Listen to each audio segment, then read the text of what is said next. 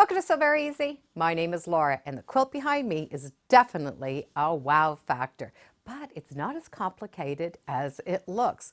Shadows have a lot to play in it, and it is the same block throughout the entire quilt. 7.5-inch block, and the block is done with only 4 seams. So the fabric that I want to use today is from Andover, and it is called glaze. So the fabric is a tone-on-tone, lights and darks, and it really has a nice selection of colors. And there's a free pattern that I'm going to be following along, and it's called Wildflower. The quilt itself is a fairly big quilt. It's 84 inches by 84 inches, but we are going to build it in quarters. And we're going to be able to paper piece them. And they're going to be really easy to paper piece. We have one big diamond in the center, 2 lights and 2 darks. And because they are on a paper, it's going to mean they're not going to stretch out of shape. They're going to all be exactly the same size. So when we look at the layout, we have 36 squares per quarter. Some of them are doubles. So we have 2 here, 2 matching, 2 matching. It's these center ones that I've highlighted that are going to be on their own. We will need to cut these shapes out in order to stitch on this paper. So to cut those shapes, what I've done is I've taken that pattern, and I did make sure that my printer printed this at 7.5 inches. My printer, it wanted this at 103% in order to be that 7.5 inches. So check your printer and just make sure that's 7.5 inches.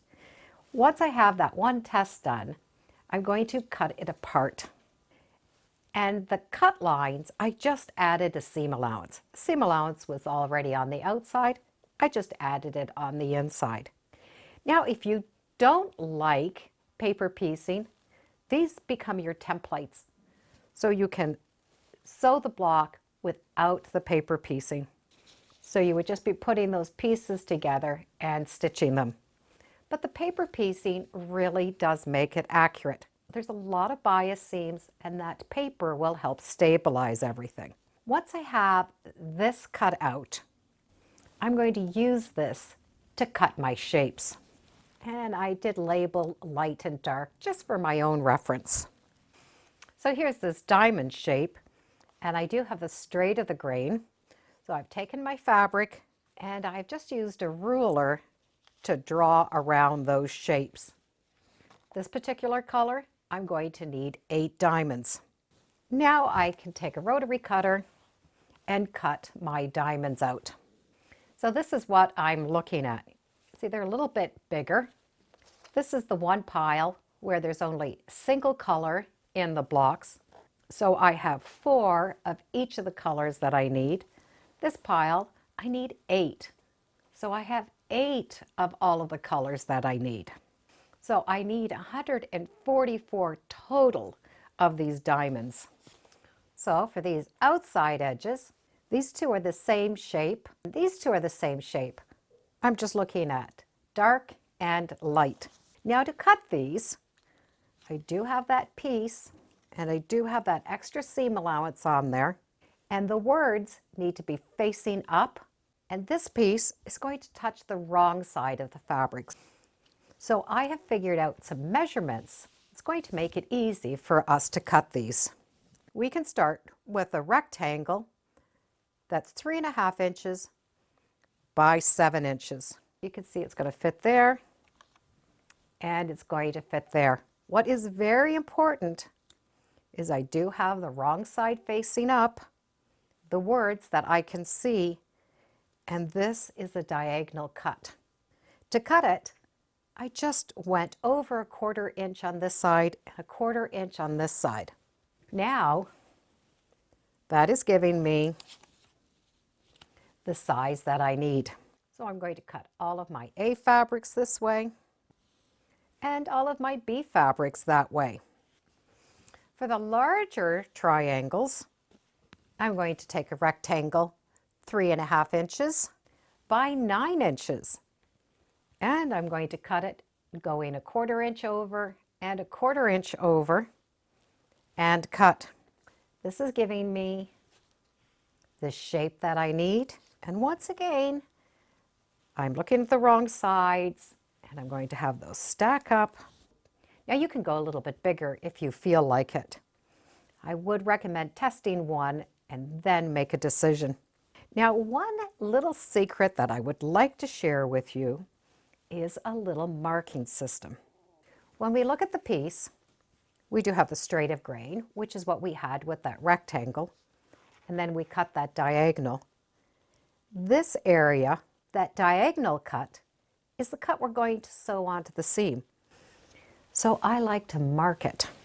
So I put my stack together, and then I take a marker and just put a little dot right there on that seam allowance.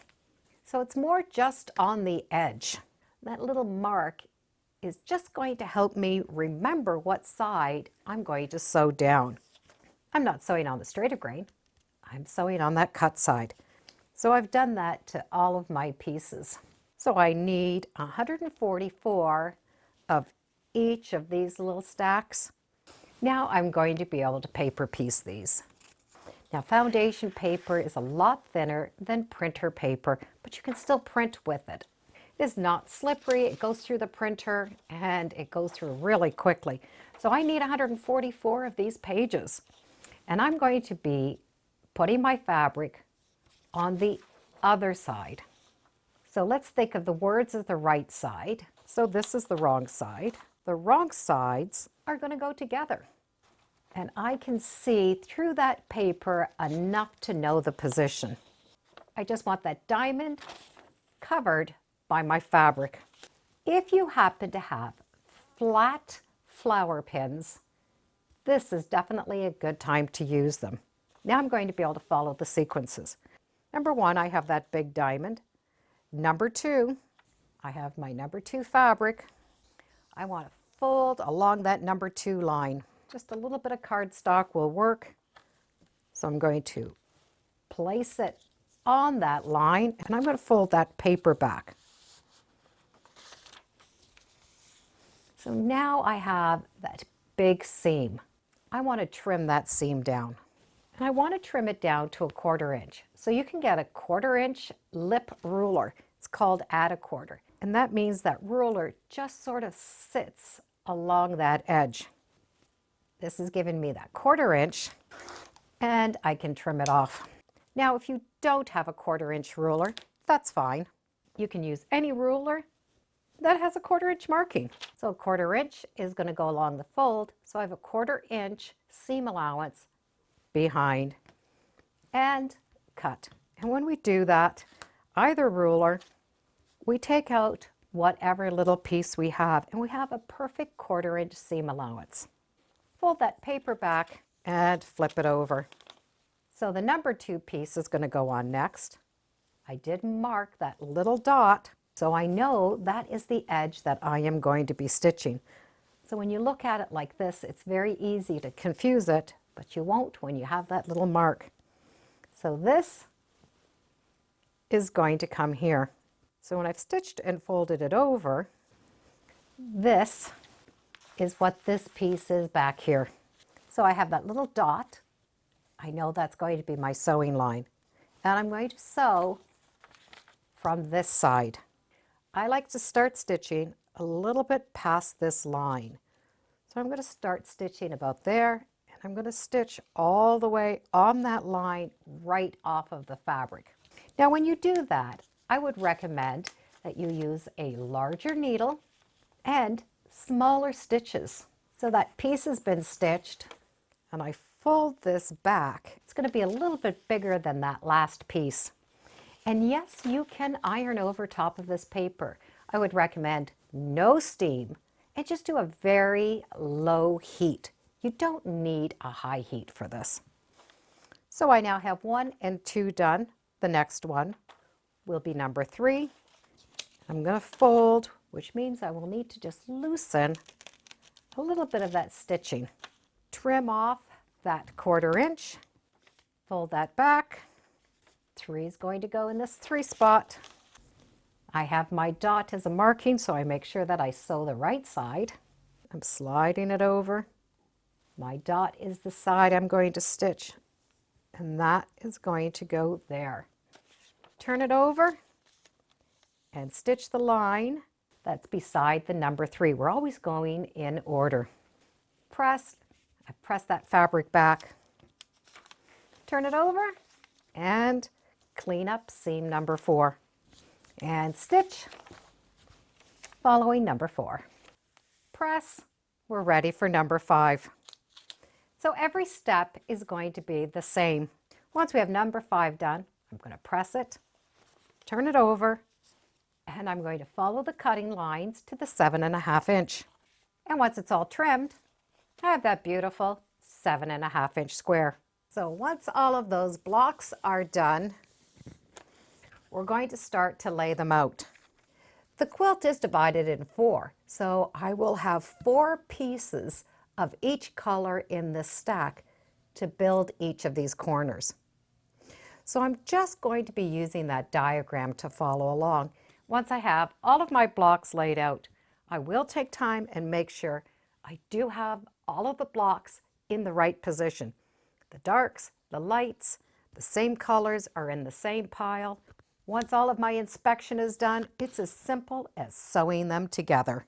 So I have 4 of these large pieces for the corners. Now I'm going to be able to sew them together. And when I do sew them together, I'm going to make sure that that one block is in the center. And when we do that, we're going to notice that those colors are going to radiate out. What can I say other than wow? There are only 4 seams per block, 144 blocks, and it is done. It is not a project we are going to get done overnight, but it is a project that afterwards we are going to say, wow. And thank you for joining me today on Sew Very Easy. Feel free to subscribe. I'm on Facebook, Instagram, and I do have a newsletter. It's all free under Sew Very Easy. And be sure to make every day a Sewtacular day. Bye for now.